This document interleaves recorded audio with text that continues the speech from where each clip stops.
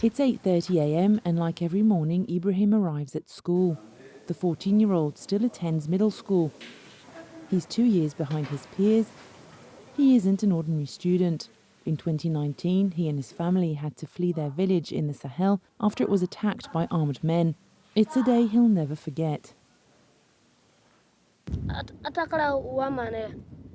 When the jihadists attacked our village, I was at school and I ran away to warn my parents.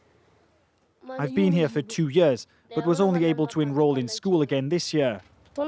Here I learn mechanics.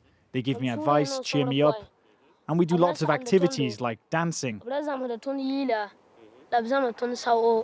Ibrahim and his family are among the 400,000 internally displaced people in the north-central region of the country. But more than 1 million displaced people currently live in Burkina Faso. He lives in this camp set up by the Burkina government and was enrolled into a dedicated group that focuses on the psychological well-being of children set up by UNICEF. An average of 300 children arrive each day. The children arrive in a very difficult psychological state because most of them have either witnessed or are victims or affected by the difficulties linked to displacement. So this space offers them an opportunity to maintain a level of learning and awareness while waiting for steps to be taken to be able to re-enroll them in school.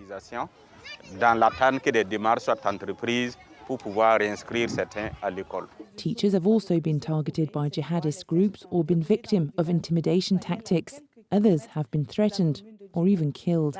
On the morning of March 3rd, 2 assailants on motorbikes burst into the village and shot dead 2 people, the director of the public school and a resident, Salifou Badini, who was 28 years old. The attack led to the closure of more than 2,000 schools, mainly in the north and east of Burkina Faso.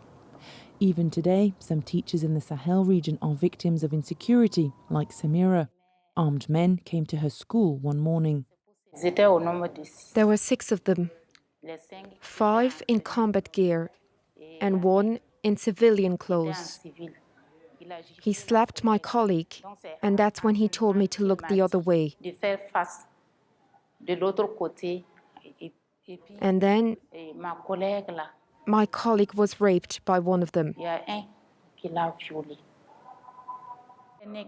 She didn't scream, but afterwards, when they left us, she started screaming. They are against everything.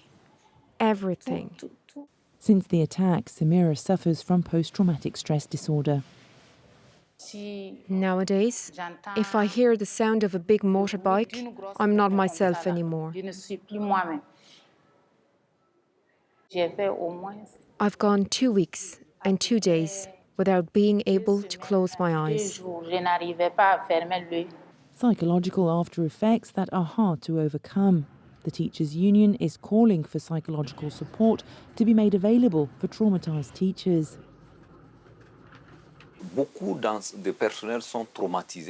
Many teachers are traumatised by the situation. And even when their schools reopened, they were not always supported from a psychological point of view at the time when they suffered the attacks, at the time when they were traumatised, to help their mental state so that they could resume classes in a serene manner.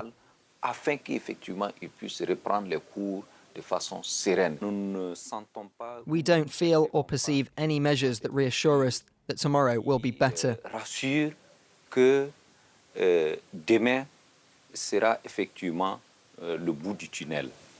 The Burkina authorities assure that the psychological follow-up of affected teachers is a priority. It's essential, because as long as the trauma is there, the teacher cannot give their all. They cannot teach in certain cases, so it's important. On top of this, when these situations arise, in general we receive them. We exchange with these teachers, and we ask some where they wish to go, and they are redeployed. We have 2,200 closed schools, so unfortunately I can't say that the situation has fundamentally improved. On the ground, there have been many improvements to do with security, but what concerns me is more the link with how to resume activities. While the COVID-19 pandemic has added to the security crisis, 396 schools have reopened in Burkina Faso in the last academic year, allowing nearly 70,000 students to go back to class.